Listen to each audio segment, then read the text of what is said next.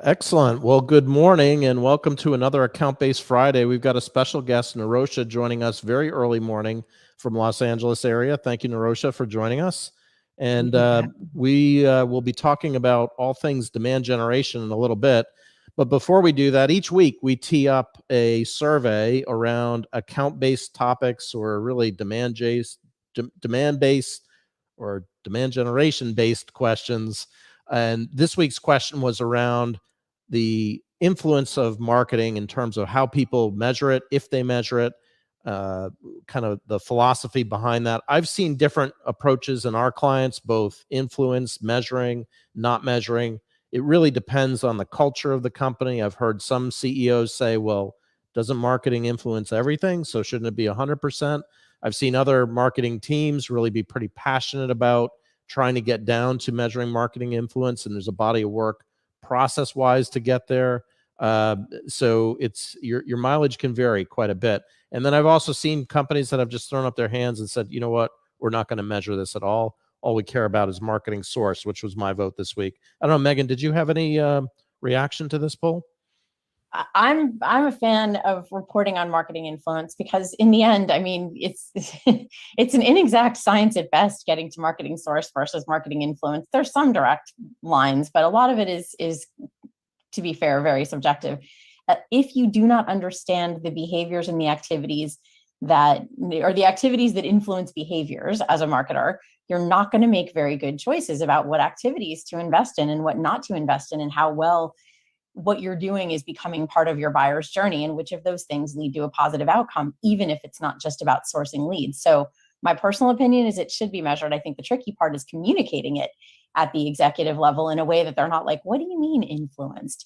That I think is the hard part in my view. But Nirosha, thank you so much for joining us today. Thank you. Yeah, no, I agree with you. I think I think it's important to measure, and I love that point because it's true. If you just measure the source, you don't know what that whole journey has been. And I think, the journey is becoming more convoluted, and being able to understand what that is is super important. The other reason that I like to measure it is because this is something I was talking about the other day. I really like for my whole team to understand what their contribution has been. Mm-hmm. And sometimes depending on what the attribution is, you don't always get that attribution. But I feel like when you measure influence, you can understand, okay, well, did they look at this piece of content, or did they, take this action, or whatever it is? And that starts to tie back to granular things that the team is doing, so that they can actually have some tangible value with what they're doing. And that's another reason why I think it's super important to be able to measure it. So 100% with you on that one. Yeah, agreed. Well, and if you think about sort of marketing having brand, demand, enablement, and operations, and then customer engagement, sort of post-sale, I'll think a lot of that is influence. I mean, let's call it probably 80 to 85% of that is influence, not direct sourcing. So yeah, we don't want to leave anybody out of that party.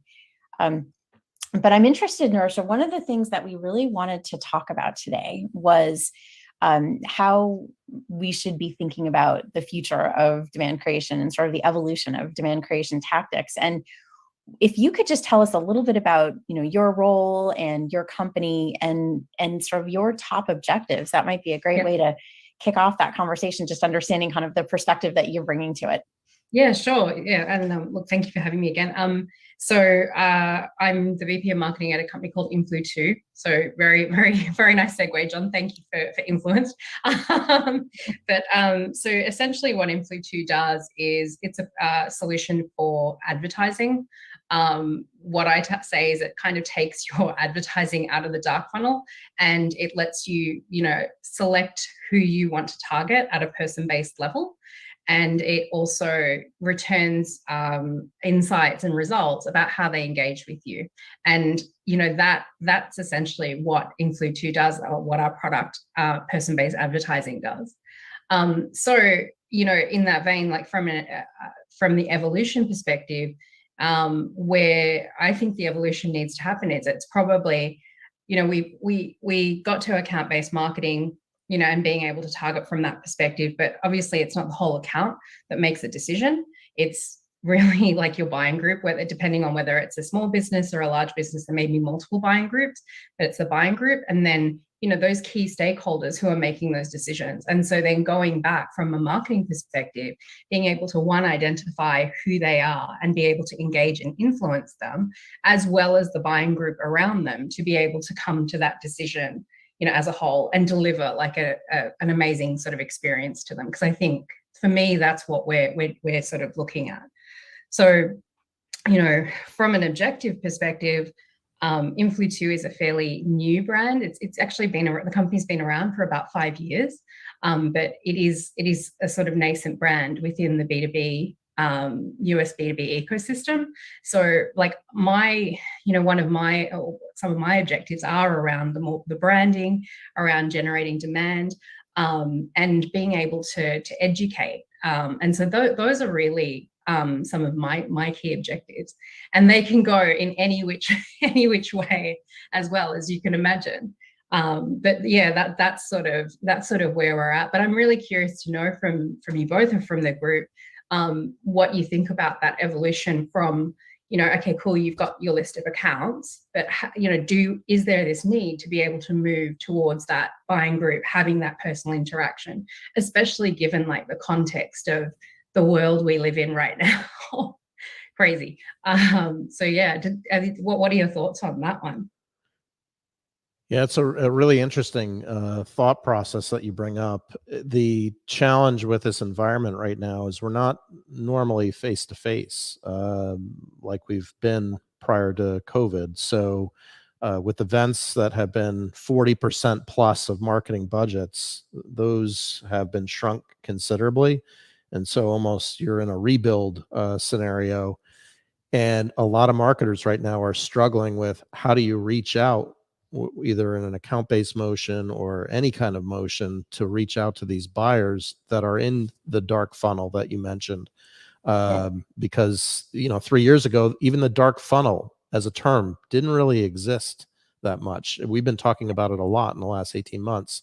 So I don't know if account-based goes away per se, but I think the premium for content creation or content innovation goes off the charts now, because people are online all the time. They're not face to face, so they're educating a lot more, or they're spending a lot more time on websites, or they're spending more time in their Slack communities saying, hey, what's working and what's not.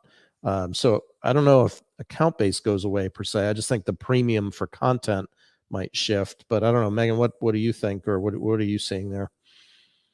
Yeah, I think it's the account-based orientation doesn't go away, because fundamentally most companies have a defined universe of accounts that they want to engage. The trick is not stopping there, right? It's like that's a pretty wide gap between the account and the person, right? So you need to fill that by understanding the buying groups. And each of those buying groups will likely have different requirements, as you said, though, for content. So if anything, it just makes the demand on creative and substantive engagement that much higher. And it says you really do need to deeply understand the people that you're selling to and the impact that they're typically trying to drive, the needs that they have, the things that are catching their interest, going back to things like intent, to create this mix of activities that will truly keep them engaged for the long term. But that's, I don't think accounts go away. I just think we now have a more nuanced understanding. And I think about it as you've got an account persona, essentially, companies of different sizes and types that have different requirements at that macro level, and then buying groups, they also have different requirements, and then your people, your personas in the end.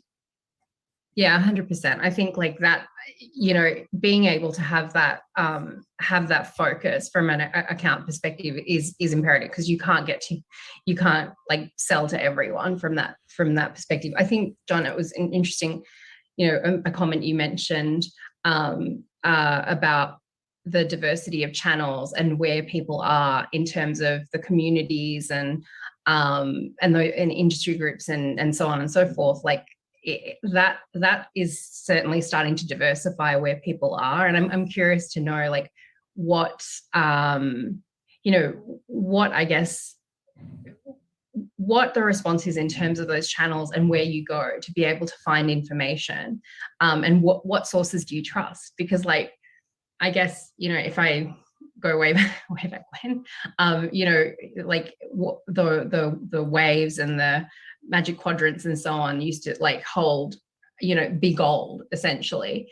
And now you have the peer reviews, so the G2s, the trust rates, etc. of the world, and then you have Slack groups and the conversation on LinkedIn. So it's just so diversified in terms of understanding where does the trust lie? I guess, are there any opinions about that? Because I think that for me is I'm kind of trying to muddle through that a little bit. Yeah, it's interesting you mentioned G2, and we're going to have Amanda back on in a couple of weeks, who's a CMO of G2.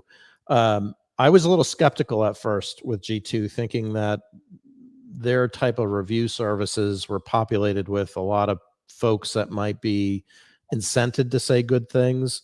But when I did some surveying around it, I was surprised that buyers really do rely on that information as part of their buying process. And, we've got some enterprises here that we may be able to poll and ask as well to get their perspective. But the poll that we did, it was a couple weeks ago. We haven't shared it yet because we're waiting for Amanda to come on. To me, it was a bit of a surprise where buyers were relying on that information. I don't know if there's a silver bullet. It's almost like peanut butter. You got to spread the bets across multiple channels on the digital side to really see what sticks or what resonates, be it podcasts, vlogs, anything that you can create content, and the G2s of the world. It's really hard for vendors like yours to be in these communities advocating, because then you're kind of selling. So you've got to really get your champions or your influencers to champion within those Slack channels of who you are and what you're doing. But I'd be curious, actually, maybe, I don't know if anybody from the audience or Megan, enterprise buyers, what are you folks seeing as part of that process? Where do you think the trust lies right now for buyers? I think those non-traditional channels that we've been talking about, even like what we're doing today, non-trackable campaign attribution is never going to attribute these account-based Friday conversations as a source. And I think a lot of really worthwhile conversations are happening on these non-traditional channels because people are just naturally kind of organically flocking to them. And we have to recognize that unless we start asking people, how did you hear about us? Back to that old question from years ago, you might not get reliable data. Yeah. I'll tell you one I look at. Oh, go ahead, Nirosha. Oh, no, you go. Oh, I'll keep it. Is Glassdoor. I want to see what a company's employees think about them. Because if you've got a situation where, you've got a bunch of employees saying that they cut corners on development, or that they're, have a really hard time with strategic thinking, or that there are all sorts of issues, or that they're unhappy and treated poorly, I'm like, I don't want to do business with you. So that's, but that's not trackable. Yeah, actually, that's a super interesting point. I was saying to John before, one of the things that has been on that I've been thinking of, and it's totally off topic, so is ethical marketing.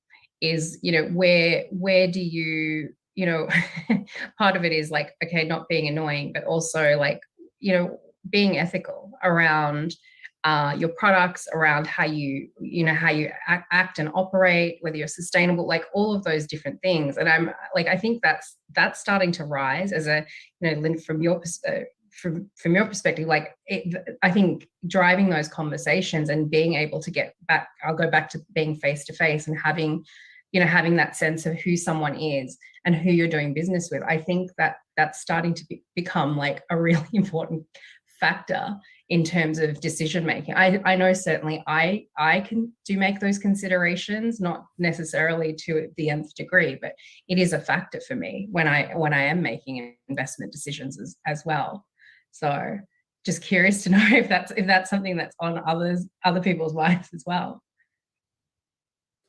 No, it's on mine for sure. I mean, I think a lot of people, and I think we just see the market trending in this direction, right? Really wanting to do business with people that you believe are doing the right thing. Yeah. Not just by what they're building, but by the people that they're, supporting inside their organization. I think on LinkedIn, I mean, every single day you see people tweeting about, posting about what their companies are doing to support them, whether it be, health and wellness, or flexibility, or diversity and inclusion, all of these really, really important things that we weren't really talking about this way a couple of years ago. And I think that's been a very positive outcome of the last couple of years, that we are having that conversation about ethical everything. And that's to me, I think that's great. But I think, one of the things we wanted to cover today, Nirosha, was thinking about one of those traditional channels that probably needs to evolve more than it has, and that's events. I know many of us have been getting back to in-person, whether as attendees or sponsors, and I hear mixed things. Some people are over the moon happy to be back amongst their peers, and others are sort of saying, I don't know, I don't want to get sick, and any number of other things in between. But I'm curious to hear, Nirosha, I know you've done some sponsorships recently. What's your take on the role of events in the demand portfolio, and sort of how you think it needs to change, or what things are working for you right now? Yeah, I mean, I think it's a large part of what we do at the moment, because we're sort of still in the formative stage, setting up a lot of our broader demand program. Events are a big driver for us. And I think, being a newer brand, it really does help to sort of be on the ground for people to see, see you. It's a very direct way to be able to connect with people. So from that perspective, it's really great for us. And I think but I have also been part of I was at Bombora for, close to 5 years building that brand as well. And, there are other brands that are more established. And this is part of what we were talking about, that, if you start going and doing the same events, you start to run into the same people. And, there's, it starts to be a little bit of diminishing returns, because when your brand starts to be quite well known and you already have that sort of reach, it's like, okay, cool, I'm going to go stand at this booth, and depending on what my strategy is, it may not yield the returns that you want. For us, it's been really great. We've been able to do a couple of different activations aside from the event, which actually we found have been really powerful, probably a little bit more so than some of the events that we've been to recently. So I'll give you an example. We were recently at the B2B Summit. We had branded these rides. So they're little eco-friendly vehicles that sort of tour around Austin. And that was actually a great driver for us in terms of just brand reach, and doing just getting back to some of those activations. We also had and when my event manager, I have to give her credit, because she showed me this cowboy hat, and I was like, no, I'm not wearing that. I was like, I'm not wearing that. I was wearing it pretty much the whole time. But it actually it was a great driver for us. People were able to recognize us. It was really fun and something different. And I think when you go back to events are traditional, but I think there's a different way to be able to think about what you do and what you need to do to be able to surprise and delight people. I know different brands had VIP areas where they were, could get blowouts and do soul cycle classes and things like that. And so I think that's kind of a cool thing. And that's what I was kind of meaning, in this world that we're in, for me, I know, if I have an opportunity to treat myself, I will. So I think what are those things that will treat someone and give them a different experience other than just sort of going and speaking to someone at a booth or whatever it is. But those are a couple of things that have been working for us. I don't think events are going to go away. I think they're going to get stronger, but I really look forward to the evolution of what they are, both from a attendee perspective and from a sponsorship perspective as well. So I don't know if anyone else has any views on events and what's worked and what hasn't. And I'd be keen to hear. I tell you, I miss the pre-COVID events and just the festive atmosphere and being with people and not worrying about getting infected and any of that stuff. But at the same time, in this new world, I think people clamor to have that interaction. I wonder if with budgets getting kind of a little bit more constrained here going into the second half, and Yeah. the fact that we haven't been traveling a whole lot the last 2 or 3 years, if more regional events or regional/hybrid events become more important to buyers, because everybody going to one location costs a lot of money. It takes a little bit of time. I mean, it's great to have that interaction, but I don't know, on the buyer side, are you able to get that CFO approval for travel now, because they've kind of grown used to not having that as a budget, and now all of a sudden you have to ask to get that budget? I don't know. Yeah, I mean, I think there is something in there to be said about like, yeah, I love a good conference where I can go and meet everyone and chat away. But I think there's something to be said about events that are more intimate, that have a smaller footprint, and you're able to connect with people, one to one. Especially, I will say, especially like like hybrid events, or digital, or just purely online events. I think where you have like traditional massive conferences that have gone online, I kind of, from a sponsor perspective, I'm like, you kind of know everyone is super busy. If they're logging in to be online, they either you're taking time out generally of your day, and whatever you're doing, you either want to log in and have some sort of meaningful interaction, or you want to consume content and be educated. You probably don't want to go to a digital booth or something like that. That's just me.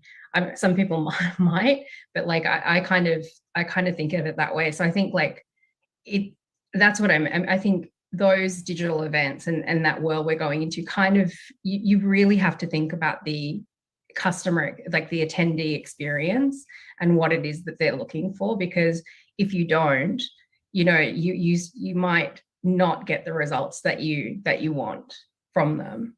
And again, it depends on like what it is you want to do. If it's like volume, cool. Those big events are great. But if it's not volume and you want to have those quality conversations, then you probably have to look at like something that's a little bit more intimate. I mean, one thing I've seen is a lot of different vendors, they do their own events, and they're having like the half day, full day.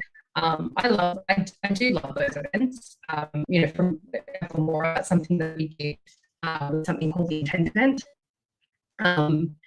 And what I really appreciated about that was, one, from a content perspective, I was like content Nazi to some degree, of like, like making sure that what we had, who was on stage, was they weren't selling, they were sharing a lot of information. There were a lot of opportunities for networking. It was more intimate. It was at Half Moon Bay, and it's, I don't know if you haven't been there, it's an amazing setting. And so it just got people out and about in a setting to be open to that. So I think, doing those types of things, especially for more established brands, are probably going to be more, have more return from that perspective. But Megan, I know that this is something that's top of mind for you. What are your thoughts on it? Yeah, well, you made your previous comments about sort of the cowboy hats and the eco rides, and that made me think, the key, I think, to standing out at in-person events is really thinking about delivering something you can't do in any other forum, right? Mm-hmm. So what is it about, what can you tap into about the experience of the attendee, exactly to your point, and stand out for delivering an element of that experience that they don't expect, but that you couldn't do online, or that isn't something about just standing up and delivering content and people sitting in an audience. Like what outside of that can you contribute to? So I think the companies that are, more creative and selective about how they come up with those novel experiences on site, and to create a memorable moment for that hopefully qualified attendee, I think will sort of be the order of the day. Although I always feel like that ends up with people trying to one up each other on how wacky they can get with their parties or their things. But for now, we'll take it, because as you say, it's sort of fun to treat yourself. But then on the other side of that, I actually am a big fan of the smaller kind of regional events. I think And people don't necessarily just have to go to their own region, right? Like I sign up to go to Half Moon Bay. It's beautiful. Like sign me up, you know? But at the same time, I'm seeing that people are more comfortable right now within drive, short flight, train kind of distance. And to your point, the whole idea is that you are driving something they can't get elsewhere, which is conversations with peers that they may not have met or may not have the opportunity to engage with regularly. So if you can bring like-minded people together in a setting that's comfortable, but not too far away, and contribute to it something that they're not going to be able to learn any other way, that's the sweet spot. But I think in our push to always think, you know, events have to be bigger and have to be more grand and have to be more elaborate, you sort of lose sight of the fact that most people are going because they want to talk to others and they want to learn from their peers. And when we lose sight of that, I think is when events start being a waste of money. Yeah, no, 100%. I think one of the things, and Linda, you mentioned this, is the ability to have those conversations. I think there is a real hunger at the moment within the community to have conversations and just to talk to other people, because there are so many different things you can do. There are so many different ways you can approach things. And so being able to learn from others and have those conversations, I think is like one of the, probably the biggest, for me, I think I've found is the biggest keys to being able to help with that engagement. One of the other things that I sort of look at doing, and this comes back to like that, like going back to that person or that group or whatever it is like knowing and listening to who your prospects are. And this probably crosses into bye Linda, this crosses into sales, a little, like engagement a bit, but it's also just understanding, okay, who are your prospects? What do they enjoy? What who are they as people? And not just knowing, okay, I, like John, for example, I know you have twin daughters. I know that they recently had a birthday milestone. I know where I know that about you. I know, and it's those sorts of details that I think we have to start to get back to a little bit, both from a marketing and a sales perspective. And I think, especially with events, I think that is something that will help drive that like experience as well from that perspective. So just for the record, my white hair is because of those twin daughters. So, but no, this has been great. Just keeping an eye on time here. I think we're right at the bottom of the hour. This has been a great conversation. I agree with you on the events side. It's a really challenging time for marketers to reach out even to the people side of things. I mean, you do this for a living with Influ too, but it is really, really challenging right now in this environment to find those buyers, because like you said, there's trust issues, there's travel issues, yet people want this information. So like, how do they get that information is a real big challenge. Megan, any closing thoughts on your side? Yeah, just Jennifer, I think you tied a nice bow on the conversation. Saying if you're in an account-based model, you can't get more personalized than a regional event with one-on-one conversations.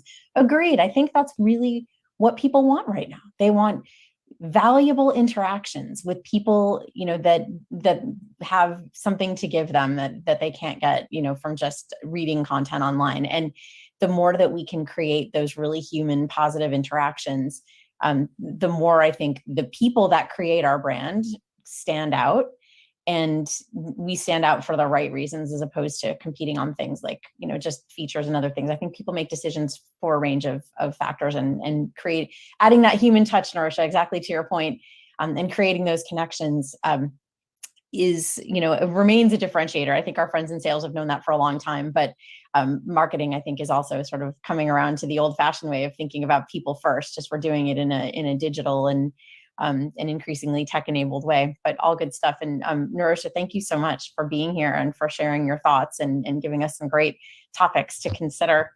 And thanks too for our guests for joining us. John, any closing words? No, thank you, Nirosha, for joining us. And we're going to take next week off with the holiday, but we'll be back in 2 weeks. And of course, I can't remember off the top of my head who our mystery guest is in 2 weeks. I don't know if you know, Megan, off the top of your head. Do you remember who we're doing? No, I'm afraid I don't. I'll have to look at our list. Mystery guest. Stay tuned. So in 2 weeks, we'll resume that. So yeah, no, it's been great, and have a great weekend. Thank you. Thanks so much for having me.